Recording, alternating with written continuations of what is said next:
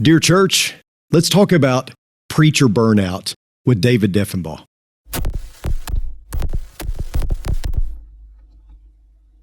Hello and welcome to the Dear Church podcast. I'm your host, Chris McCurley. I'm excited to have my friend David Deffenbaugh on the program today. David is actually ministering in my hometown of Paragould, Arkansas. So such a treat for me when I go home for Thanksgiving or Christmas or to visit family. I usually get to have a cup of coffee with David. So I'm excited about that as much as anything. David, thank you for joining us. Enjoyed it. Thank you very much. Glad to be here. As you were introducing me, I thought, okay, so now I've got Burnout attached to my name. So some things you don't want to be known for. This is one of them. It's kind of a dubious honor, but no, we felt like there's a reason you might be an expert on this, obviously. But I know that there are a lot of preachers that will be watching and tuning in that probably could speak from the heart on this subject as well. Before we jump into that, tell us a little bit about life, how it's going. This is your second stint at the Center Hill Church of Christ in Paragould. Yes. So talk a little bit about that and about the work there and just kind of how you got there and everything that's going on with you. Okay. Well,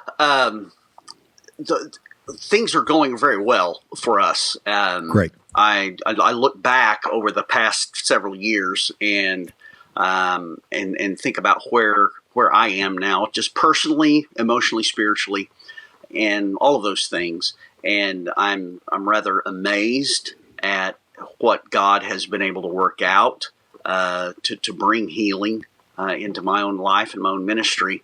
I'm in a non-preaching role as a minister for the first time in over 35 years. Yeah. And that's been quite an adjustment, but that has also really provided some space, if I can say it that way, for me to be able to heal. And I'm finding it very fulfilling and very rewarding. And to be back at Center Hill again. Our first time here, we were only here for 2 years when we saw an opportunity that we felt like we just really did need to pursue, which we did. And then that stint did not end like you would prefer to things to end. Yeah. And so I believe by the providence of God, there was an opportunity that opened up here in this congregation. They had a need that we were able to come back here. And we were pleased to do so, very pleased to do so. And they appear to be pleased to have us back. I know they I can't speak for them, but they appear to be pleased to have us back. So this is a good place for us to be, and we pray that it is good for the Center Hill Church for us to be here with them. Yeah, and it's interesting because I knew your situation. I knew some of the health concerns that you were having as well, associated with just the stress of everything. And Michael Meredith, who is the preacher there at Center Hill, is a good friend of mine. Known him a long time. He's a friend of our family and everything. And he called me one day. This has been, I guess, 2 or 3 years ago. And he said, "Hey, I've got a wild idea. I want you to tell me if I'm crazy or not." And he was talking about how they were looking to add an associate minister, somebody who could come in and fill that role. And he said, "I'm thinking about David."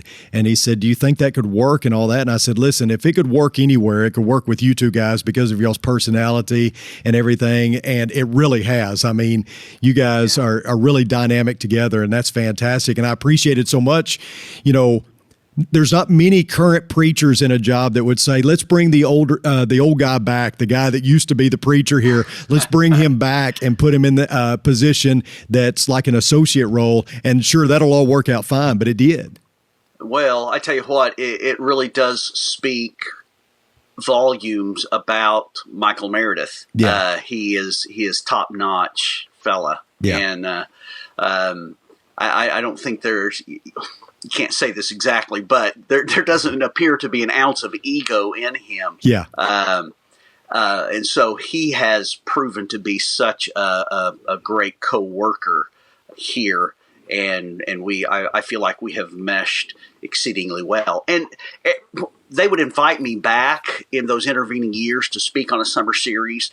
And when I came back, Michael, he was just always so gracious, yeah, and so loving. I apologize for the phone ringing in the background. That's going to happen. Going to get that. But anyway, he was always so gracious and welcoming, and I always appreciated that so much. And so when it just so happened then the last time that I came, things were kind of at, however you want to say it, they were at their peak, or they were at their very bottom, right. As far as my feelings, my emotions, even my spirituality were concerned. And again, man, Michael proved to be just a tremendous encourager and supporter, and he really spent some time with me while I was here at that time. And just the I have had a lot of Barnabases in my life, and we all have. And Michael really proved to be a great Barnabas for me as an encourager at that point. Yeah, and that's awesome, because we hear so often about preachers not being able to work together, not being able to get along, and that's such an opposite situation that it's heartwarming to know that it's not always negative. Two guys can work together and they can make it and they can make ministry good, Well, and to be honest, Chris, one of the things in my process coming through all of this has been to have a very bright light shined on my motives for doing what I'm doing.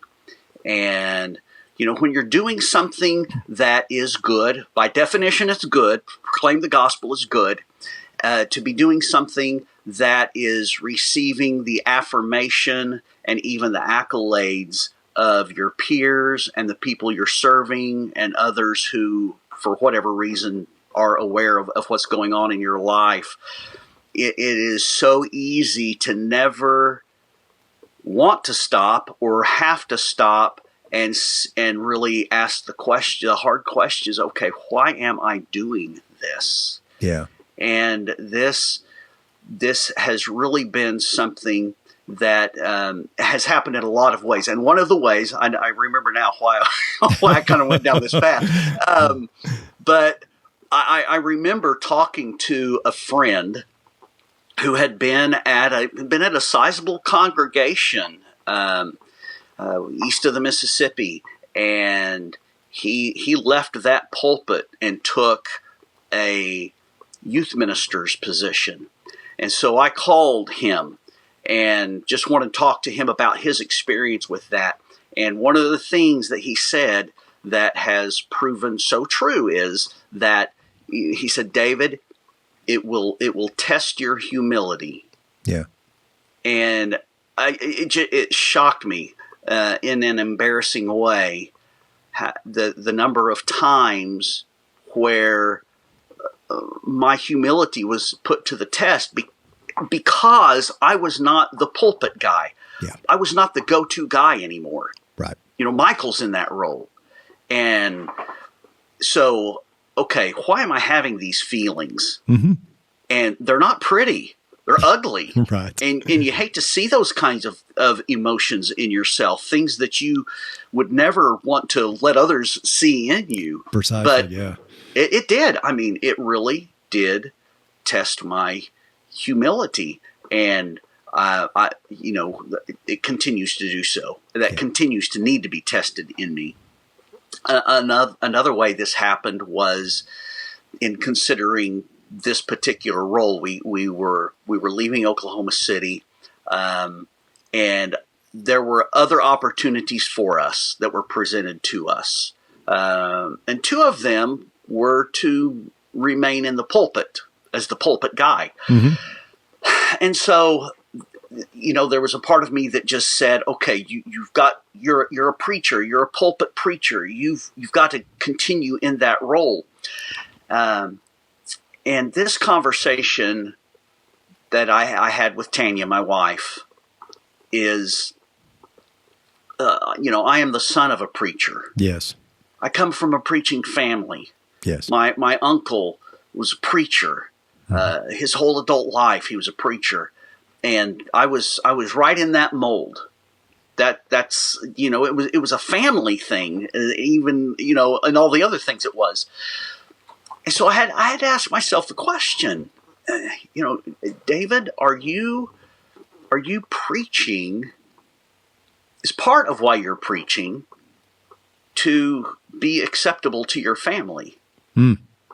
I grew up in a family that loved preachers. I have these great memories as a child growing up in the preacher's home, and they in the church where my dad preached in Neosho, they invited in some of the.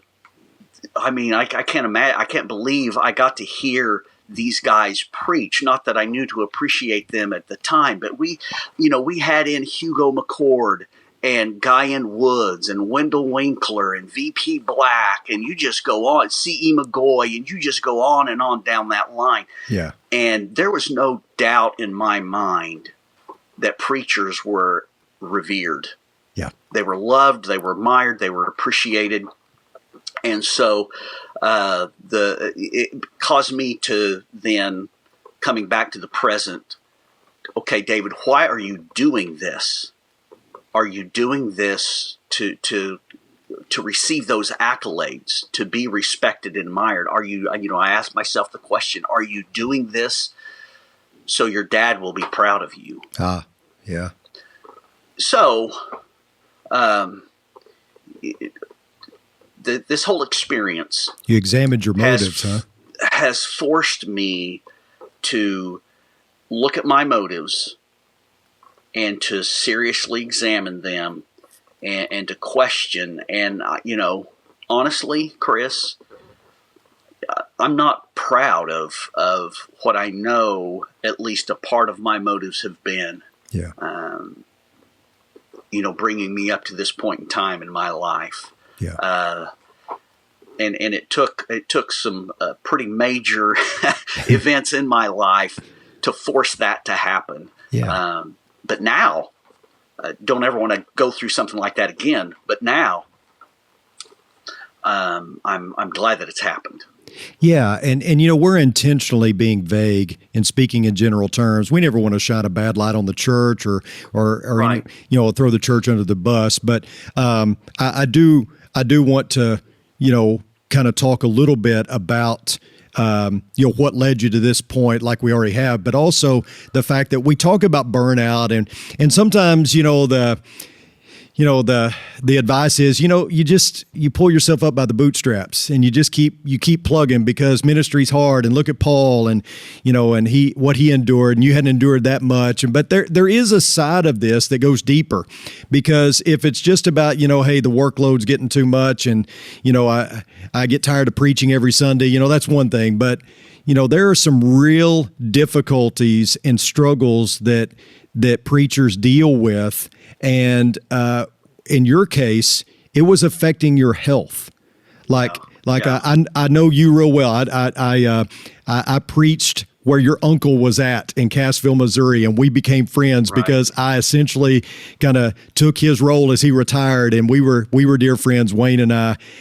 Your brother is a dear friend of mine, John, and John told you, this is killing you. You've got to do something about it. Talk a little bit about the health struggles and kind of the stress and maybe your management or mismanagement, if that be the case. Okay. And kind of your mindset of what you were going through during that difficult time in ministry, where you were just trying to keep going and keep plugging. Yeah. Before I get into that, Chris. I thought about something in thinking about what we were going to be talking about today. Sure. And, we're talking about preachers for a very good reason. Yes, sir. That's what we are. And that's a great deal of your audience. Yes. Preachers. But I know that there are many others who listen to your podcast that aren't preachers, and that they have tremendous amounts of stress and pressure in their lives. Yeah. And the one that came to my mind first was young mothers. Sure. And the demands on young mothers in motherhood. That's just one example. Then you take that a step further to single mothers. I sure don't want to convey, and I know it's not your intention to convey in any way, that the most stressful work in the world is that of a preacher. Absolutely. That's not fair. It's not fair to anybody. But that's our context. Yeah, that's our podcast. That's where we come from. Yeah. Yeah. So,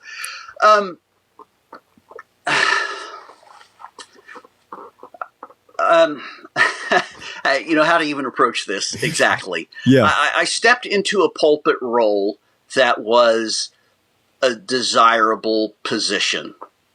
It was in a congregation that had a tremendous reputation and had a good reputation for good reason. Mm-hmm. It had a long time minister who was very well known.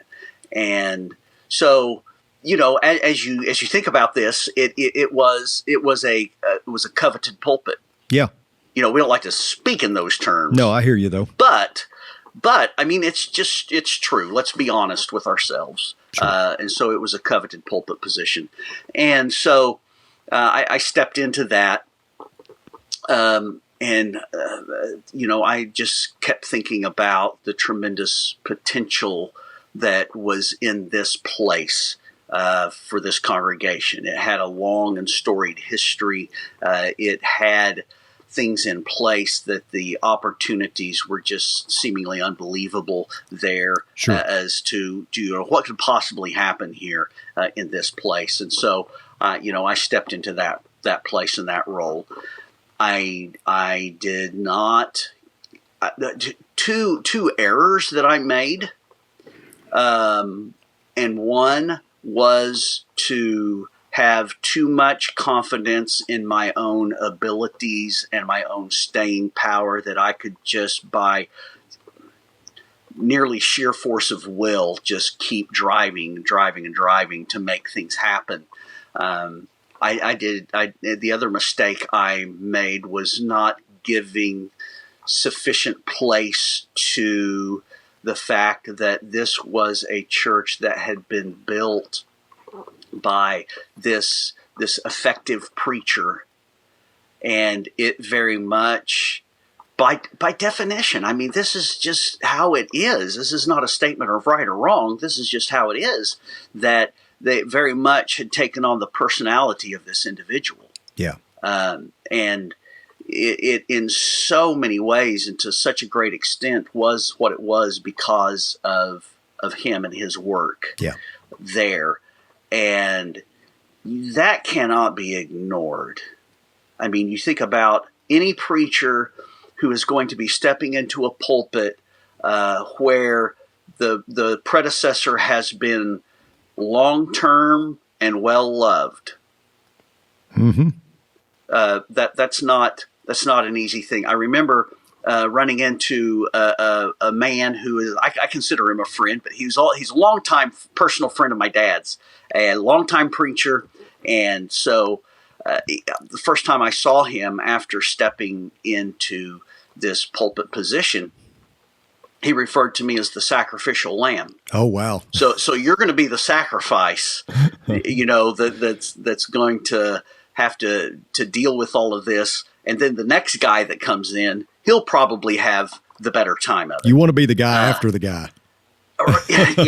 Yeah. Well, in my dad's own experience, he came into a pulpit when he went to Neosho, Missouri. He followed Wendell Winkler, but he wasn't the first one behind Wendell. Yeah. There was somebody in between.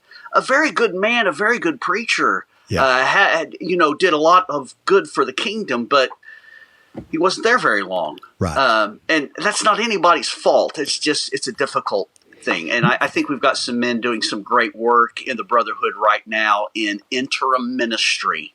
Sure. I mean, that's a very real thing where they will go in and they come in as the interim until the guy that's going to step in with the intent of being there a long time. Yeah. So anyhow, I made mistakes. I made mistakes going in that I didn't do well managing my time. We talk these things we talk about so much, they're virtually cliche anymore. Oh yeah, time management. Well, yes, and so I allowed myself to just constantly be putting out and giving without ever being, well, I say ever, without being sufficiently refreshed along the way. Yeah. And that just continued on. There were several factors. There were leadership concerns within the congregation. Those proved to be stressful. Yeah. I'll just say that they proved to be stressful, sufficiently stressful that it did begin to impact my health. Yeah. And so I did go through a traumatic health experience that involved seizure. There was a fall involved where I hit my head and I ended up with bilateral subdural hematomas. I had 2 brain bleeds going on. And so and getting past that, getting over that, healing from that, it was somewhat of a perfect storm where you had several factors coming together at the same time that for me personally, it just became a totally unworkable situation for me. Yeah. And David, talk a little bit about, now that you've had a chance to step back and take a breath, because you told me over coffee one time that that's really what has been a big benefit to come to Center Hill, to come back to a congregation that you loved and didn't want to leave the first time, but you felt like this opportunity was just something you couldn't pass up. But you feel like that this, even though you're not preaching on a regular basis like you were before, it gave you a chance to catch your breath and to kind of step back and reevaluate life and things. But talk a little bit about, now that you're looking at it from the other side, what ministers can do to hopefully be proactive and avoid burnout, at least to the extent that, some of us do, where maybe it causes us to want to leave the ministry and all that. What are some things that we can do to be proactive in this? You said you didn't give yourself time to refresh, and to talk about some of those things that we can do to avoid burnout. Okay. And I mentioned before time management, and when I say time management, I mean you be exceedingly deliberate and exceedingly proactive in managing your time, and in doing that you build into that time management times for you to refresh. Right. And we're all different, so we all do different things. I know you love to fish because I've seen your pictures absolutely on social media. So whatever it is, and you don't count that as just kind of like decorations or frivolous part of your schedule. Those are important. Yes. Those are exceedingly important times for you to be able to separate yourself from all of the stresses and pressures that are the rest of your schedule. Exactly. That you have that time. I have thought a lot about this. We in so many ways are more a reflection of our culture than we are our Christ. Yeah, good point. And our culture has made busyness a badge of honor.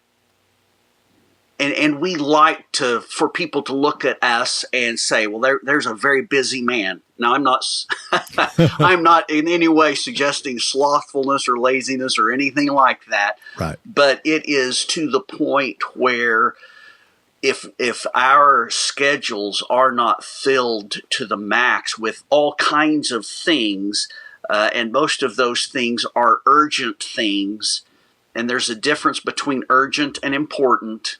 Sure. And you've got to learn to distinguish those things, that we don't feel like we are being the kind of people we should be unless we are what we call productive or successful, and that demands that constant busyness. So yeah, that's not very godlike, and that's not very Christ-like. yeah, I mean, from the very beginning, Exodus or Genesis chapter 2, and on the seventh day, God rested. yeah, Now, we know he didn't rest because he was tired. mm-hmm. That's not what that is. But he was busy for 7 days, and then on the seventh day, he was not busy. Yeah. It was very interesting. Exodus chapter 31 and verse 17, as that is being described. And this is where in the law it's talking about the Sabbath day. But it is a sign forever between me and the people of Israel that in 6 days the Lord made heaven and earth, and on the seventh day he rested and was refreshed. Oh, yeah. God showed us from the beginning. And when we make mistakes, it's usually not on the big stuff, it's on the little stuff. Yeah. And it's not little stuff, it's basic stuff. And he showed us from the very beginning, okay, this is the rhythm in which God works. Yeah. Yeah. 6 days, rest. That's God's rhythm. Yeah. And we're not very good with those kinds of rhythms. We're 24/7. I agree. And again, we kind of see that as a badge of honor. I think about the occasions that Jesus himself separated himself. You've got to schedule separation. And so Mark chapter 1, Jesus, he's been in Capernaum, and it's the Sabbath days. He's in the synagogue, and while he's there, he heals a demon-possessed man and leaves from there to go to Peter's house. And they're in Peter's house, and then Peter's mother-in-law is sick with a fever, and he heals her, and the sun goes down. And then all of a sudden, all these people show up at Peter's house. Well, it's the people who had been at the synagogue, and they had gone home, and they had talked to friends and neighbors and said, you wouldn't believe what happened today at church. This is incredible. And this same guy, he's at Peter's house. And so they all show up. The Sabbath is over at sundown. So after sundown, they all show up. And when one of the texts says the whole town showed up. So you can see this huge crowd of people outside, and Jesus is healing. And so the next morning, people show up again at Peter's house because there's no end of people who need healing. Right. There's no end. Right. Ever. And so Peter wakes up and he sees the crowd. He's looking for Jesus, and Jesus isn't there. Yeah. Well, lo and behold, Jesus has gotten up before daylight and gone out to a quiet place to pray. Yeah. And that's where they find him. And so Peter said, Jesus, you've got to get back to the house. These people are there. They're looking for you. They're demanding you. Yeah. And Jesus said, no, not going back to the house. There are other places that we need to go, other towns that we need to go to preach there also, because that's why I came. Mm-hmm. And there's so much in that Jesus, he took that time. He was not going to let, boy, this is a hard one for preachers to learn. Mm-hmm. He did not let the demands of other people. Were those demands legitimate? I mean, they had their sick child there wanting Jesus to heal them. Right. They had their mom and dad who were ill there. They wanted Jesus to heal him. Yes, those were legitimate demands. But Jesus was not driven by the demands of other people, even good people, well-meaning people. People had genuine needs. Again, I'm not suggesting that preachers be unconcerned for the needs of people. I mean, that's why we do that's what ministry is. Absolutely. But Jesus built it in, and he protected that time and his purpose for doing what he was doing. It happens again after Jesus has first sent the disciples out, even gave them the power to cast out demons, and they come back and they're all excited about what's going on and what's been happening. And this comes at the end of Mark chapter 6. But there were so many people crowding around with their demands. They're not just hanging around watching. Right. They want Jesus to do things for them. And so the demands of the people around them are so great that they couldn't even eat, Mark says. Mm-hmm. And so he says, okay, let's go apart to a quiet place, a desolate place, separation. And it's hard for Jesus would not fit well in modern American culture. Right. He just would not, for a lot of reasons. Right. But one of the reasons is he does not buy into the busyness badge of honor. He just doesn't do that. Yeah. So preachers have to be exceedingly careful about managing their time and protecting that time away, whatever it is. I've heard it said a preacher needs to divert daily, withdraw weekly, and abandon annually. I like it. I do too. But you have to do that. You have to do that. So I think that may be one of the most important things.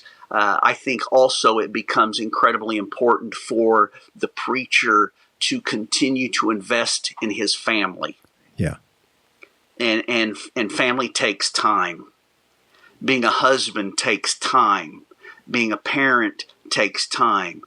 And there have been far too many preachers who, in the name of being a preacher, it sounds a little harsh, but they have offered their family as a sacrifice on the altar of ministry. Yeah, I agree. And I really don't think that pleases God. Yeah. I don't. I was a husband before I was a preacher.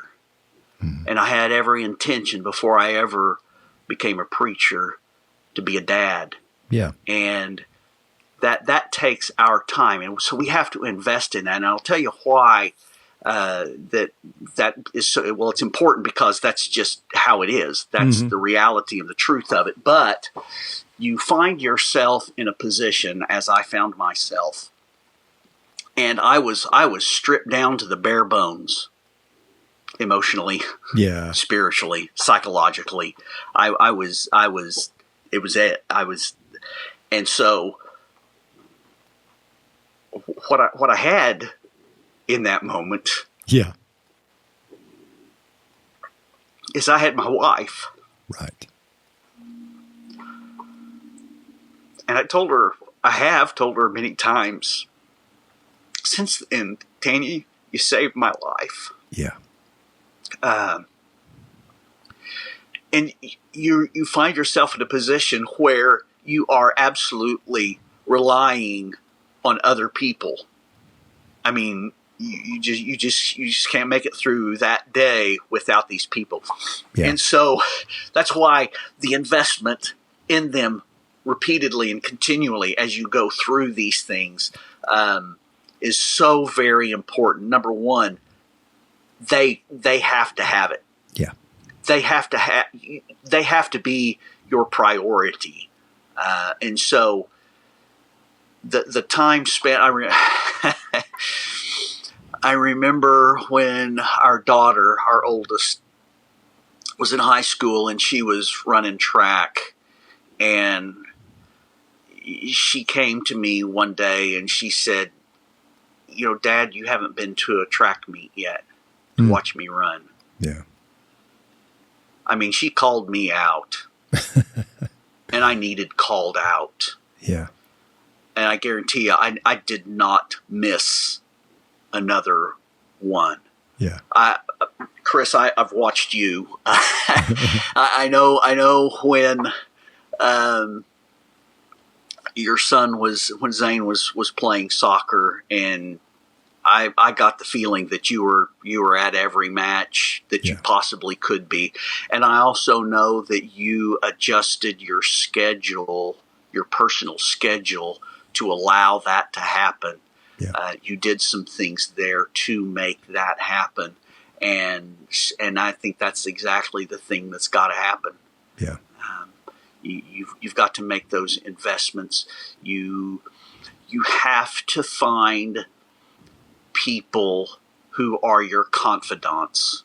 Mm-hmm. I mean, we have friends. I heard it described this way: we all have friends, but we need what this man called a capital F friend. Yeah. And this is someone who knows you quite well, with whom you have been very open and honest, and they know you warts and all. They know the weaknesses, they know your tendencies, and they can shoot straight with you, and will shoot straight with you when the situation calls for that. And you need those people. I agree. You need those people, and that may be friend, and those capital F friends. One of my capital F friends is my brother, and you find yourself in a situation where you have to be able to rely on them and their judgment and their recommendations. Now, I'm not saying that you've got to do everything that someone suggests to you, no matter how close they are to you. But again, in my situation, I was at the point of having to make a decision about, okay, what's my next move? And so Tanya and I had that conversation many times. I knew very well what her thought was about that. Yeah. And we happened to be back home. I still call Neosho home because that's where both of us were reared there. That's where my mom and dad still live, and my brother and his family, his wife, and my younger sister and her husband. So anyhow, we were back home, and we were sitting at mom and dad's, and it happened that my brother and his wife were there as well. And we were just kind of in the throes of all of this. Yeah. I had these choices to make. Okay, what's coming next? Chris, I didn't trust my own judgment. Yeah. I just didn't. And that's another thing that I learned in coming through what I came through, was that I was not nearly as smart as I thought I was. Mm-hmm. Because there were some things that I felt like needed to happen in the church where I was in order for this church to move forward. And what I noticed was that many of the very things that I thought should happen or needed to happen happened. Yeah.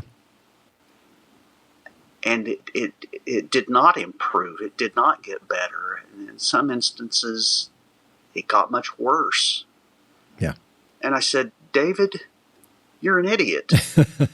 You don't know anything. So I was sitting there with the family. I asked them, because my family is not forthcoming with advice. Sounds like satire to me. No, it is not satire. That is a statement of honest truth. They, to a fault, I appreciate my parents about this. They don't get in your business. Yeah, that is good. They just don't. Yeah. They stay out. That's your family. That's your life. That's your decision to make. And unless you ask them directly, they're not going to give it to you. So yeah, I wanted to know, what do you think we should do? Yeah. And I actually started with the women first. Mm-hmm. I asked my mother. I asked my sister-in-law.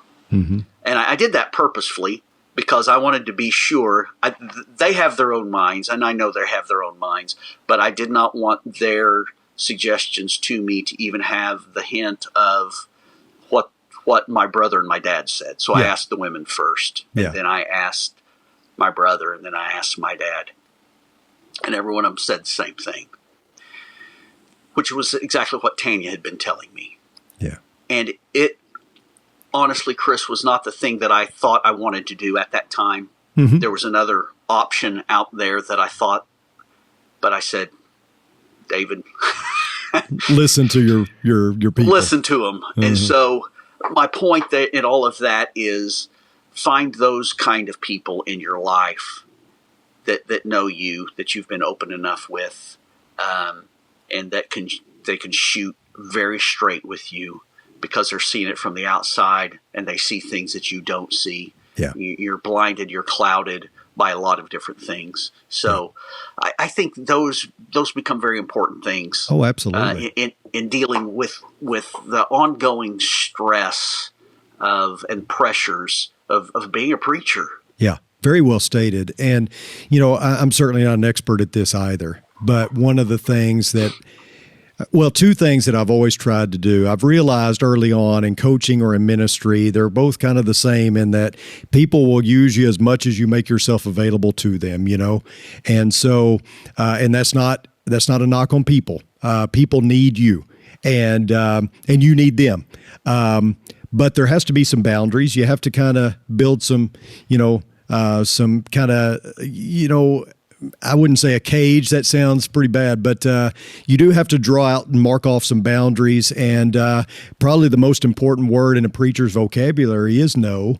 And then, yes. Another thing that I've always done is Saturday's our day. That's my day. That's my day with the family. Saturday is that day. Now the church here, they're very generous with giving me time off, but Friday I'm not in the office if I can help it.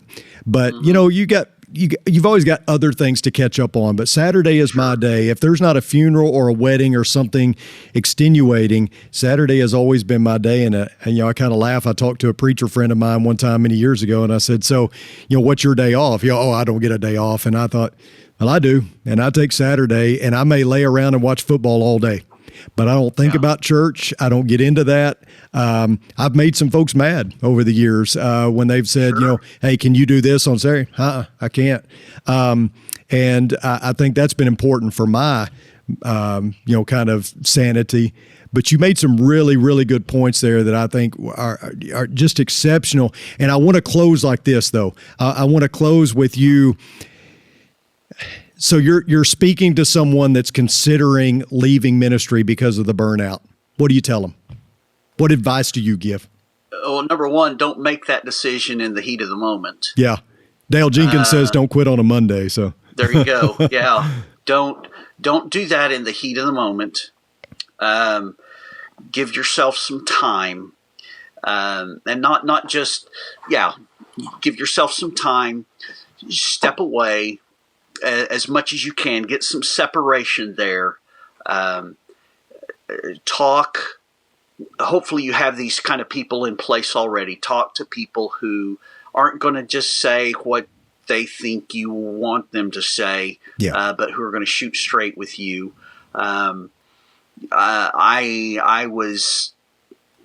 very seriously contemplated leaving ministry, and I even started investigating some alternative things to be doing. Yeah. I spoke with a preacher who encouraged me so very strongly, and it was Michael here at Center Hill when I'd come to preach during that summer series, and we had long conversation about that. And I got back home and I got this long text from Michael, and he was laying out the case for my not leaving ministry. Yeah. And I'm not going to say I necessarily appreciated it at the time. Right. But I do now. Sure. Very much so. So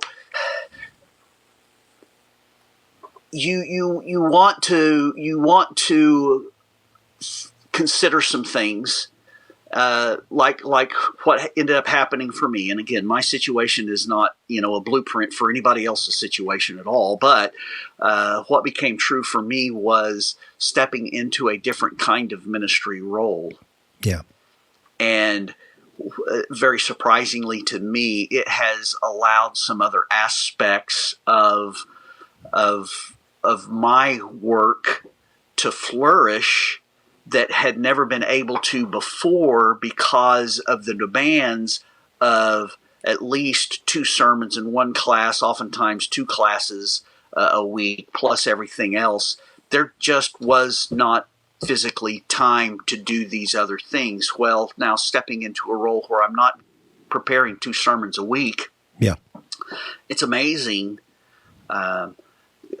Teaching Bible class for me has just gone to a whole new level, just for me personally, and what I feel like I can do with that, and hopefully what has become beneficial to those who are a part of that class. But just consider that. Consider there are other opportunities of ministry to think about here. Yeah. So I think that's what I have to offer right there. That's good. I tell folks sometimes, when we discuss it, remember who you're doing this for. It's not the members, it's not the elders. Ultimately, your boss is God. This is the reason you're doing it. The reason you got into it, hopefully, was because you love God. You feel like He gave you this talent and ability, and don't squash that simply because of a bad experience, even though that bad experience could be horrendous. It could be even catastrophic to your faith, but at the end of the day, remember who you do it for. Right. Yeah. And you're back to motivation again. Exactly. There. You're back to your heart. Yes. Mm-hmm. Yeah, and so sometimes I think the stress and the burnout that we're feeling is due to what we perceive to be expectations that are not being fulfilled. Yeah. Well, whose expectations are those? Right. Yeah. David, thank you so much for joining me today. This has been absolutely incredible, and I hope that the people that are tuning in, if they're not a preacher, that this maybe transcends over into other areas of life and other occupations. I think there's a lot to be said there for other, vocations in life as well. So thank you for that, David. Well, I hope so. Well, thank you for inviting me, Chris. Absolutely. I've appreciated the opportunity to visit with you. Absolutely. And I want to tell our viewers and listeners that if you have a question about today's episode, you can contact me at chris.mccurley@rippleoflight.com. If you have a specific question for David, we'll make sure that he gets it. Send it to me. I'll send it on to him, and I'm sure he'd be glad to offer any kind of, counsel or anything. If you're needing help, if you're a preacher that's watching this and you feel like you're on that precipice of burnout and you're ready to leave the ministry, or you're just struggling a little bit and you need some encouragement, let us know. We want to help you in any way that we can. We're here for you. And once again, thank you for tuning in. David, thank you, my friend. We'll keep in touch. I'll see you in Paragould sometime. We'll have some coffee. All right, let's go do it. Absolutely. Thanks, Chris. Thank all of you for tuning in. Until next time, may the Lord bless you and keep you sincerely, Chris.